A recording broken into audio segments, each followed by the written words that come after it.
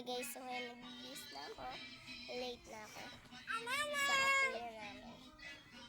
Mag-ensayo kami kasi.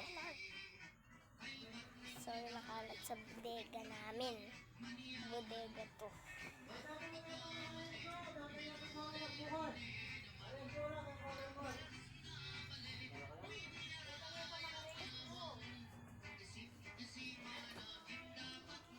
Gani pa ah! Ayan. Baba tayo. Magmadali tayo. Kasi magmadali na. Kasi yung mga sandals ko dito.